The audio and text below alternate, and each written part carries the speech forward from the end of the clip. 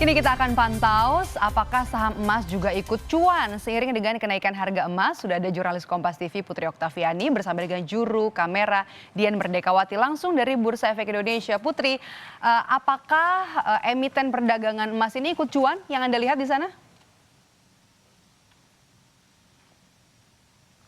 Ya, selamat pagi Medop dan juga saudara. Kalau berbicara mengenai emiten emas ini artinya kita berbicara mengenai harga emas yang memang kemarin ini sudah mulai mencatatkan rekor atau berada di kisaran harga Rp1.022.000 per gramnya atau naik sekitar Rp25.000 per gramnya. Kalau kita runut sejak awal tahun memang emas ketika berada di kisaran Rp775.000 kemudian sekarang berada di kisaran Rp1.022.000, ini artinya sampai saat ini sudah ada kenaikan sekitar Rp247.000 per gramnya. Ketika bulan April ini memang harga emas sudah melambung cukup tinggi, Medop dan juga saudara. Ini berbanding lurus dengan kasus positif COVID-19 di Indonesia seperti itu yang memang cukup bertambah sehingga investor ini mencari alternatif investasi yang bisa dikatakan safe haven atau beresiko minim dibandingkan dengan saham maupun juga obligasi.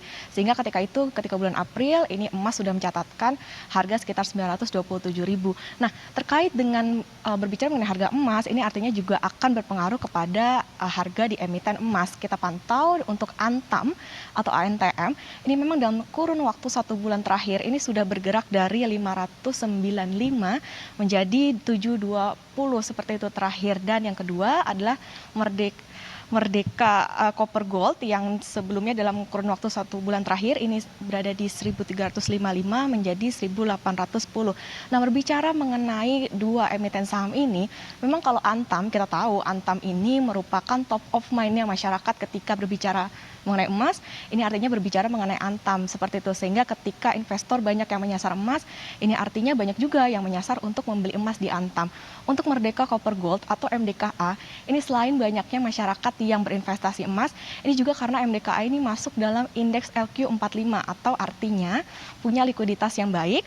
Selain itu juga keuangan perusahaan yang cukup baik seperti itu. Nah, ini juga menyusul dari rencana pengelolaan tambang emas di Gunung Pani. Berbicara mengenai IHSG, kemudian Medop dan juga saudara setelah kemarin ditutup dengan pelemahan 0,07% ke level 5.112,98.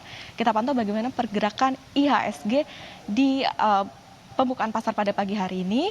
Ini dia saudara, memang IHSG ternyata dibuka di zona merah atau berada di level 5.089,54 atau mengalami pelemahan 0,42%. Memang sejumlah sentimen ini mempengaruhi lagi-lagi soal pandemi COVID-19, di mana kalau di Indonesia ini sudah mencapai lebih dari 100.000 kasus dan untuk di Amerika ini bahkan sudah melebihi 4 juta kasus, sehingga beberapa negara pun di dunia ini juga sudah mulai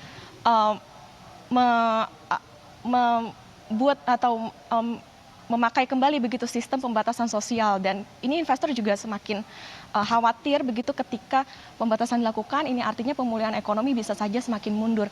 Kemudian selain dengan adanya pandemi COVID-19 itu juga terkait dengan eskalasi konflik antara Amerika Serikat dengan Tiongkok, kemudian juga ketegangan antara India dan Amerika Serikat, lalu aksi profit taking besar-besaran kalau kemarin bahkan mencapai 295 miliar, dan terakhir adalah investor masih menunggu bagaimana hasil pengumuman suku bunga acuan dari The Fed. Kembali ke Anda Medop di studio. Terima kasih Putri Oktaviani dan juga juru kamera Dian Merdekawati langsung dari lantai bursa.